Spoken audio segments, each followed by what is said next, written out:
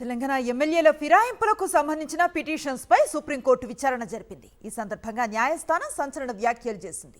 ఆయారాం గయారాంలో నిరోధించడానికే రాజ్యాంగంలో 10వ షెడ్యూల్ను చేర్చారని స్పష్టం చేసింది.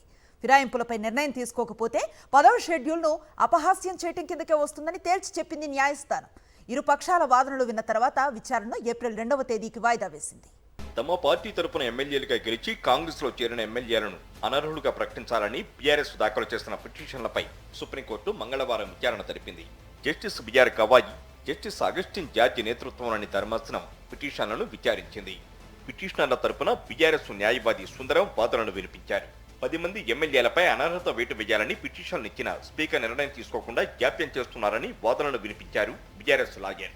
సుప్రీంకోర్టు విచారణ చేపట్టిన తర్వాతే స్పీకర్ ఆఫీస్ పార్టీ మారిన ఎమ్మెల్యేలకు నోటీసులు జారీ చేసిందని కోర్టు దృష్టికి తీసుకువెళ్లారు బీఆర్ఎస్ తరపు న్యాయవాది. అసెంబ్లీ స్పీకర్ అధికారాలు సైతం న్యాయ సమీక్ష పరిధిలోనే ఉంటాయన్నారు న్యాయవాది సుందరం. న్యాయ సమీక్షకు స్పీకర్ అతీతులు కాదన్నారు ఆయన.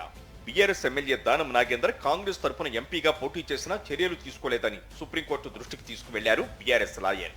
మరో ఎమ్మెల్యే కడియం శ్రీహరిపై ఆధారాలు ఉన్న స్పీకర్ చర్యలు తీసుకోలేదని కోర్టుకు విన్నవించారు బీఆర్ఎస్ లాయర్.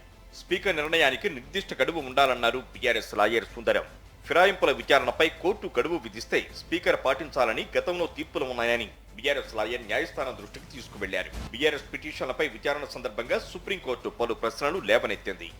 ఎమ్మెల్యేల ఫిరాయింపులపై ఫిర్యాదు చేసి ఎంతకాలం అయింది? ఎమ్మెల్యేలపై నోటీసులు ఇవ్వడానికి ఇంకా ఎంతకాలం పడుతుందని అసెంబ్లీ కార్యదర్శి తరపు న్యాయవాదిని ధర్మాసనం ప్రశ్నించింది. బీఆర్ఎస్ ఎమ్మెల్యేల అనర్హత పిటిషన్ల విచారణను ఆలస్యం చేసే ఎత్తుగడలు అనుసరించొద్దని హితవు పలికింది. పిటిషన్లపై స్పీకర్ నిర్ణయం తీసుకోవడానికి రీజనబుల్ టైం అంటే అసెంబ్లీ గడువు ముగిసే వరకా అని సుప్రీం ప్రశ్నించింది. తెలంగాణ హైకోర్టు సింగిల్ బెంచ్ ఇచ్చిన తీర్పులో డివిజన్ బెంచ్ జోక్యం సరైందో కాదో పరిశీలిస్తామని సుప్రీంకోర్టు ధర్మాసనం తెలిపింది. స్పీకర్ తరపున సీనియర్ న్యాయవాది ముకుల్ రోహత్కి వాదనలు వినిపించారు. స్పీకర్ను ఆదేశించే అధికారం కోర్టులకు ఉందా?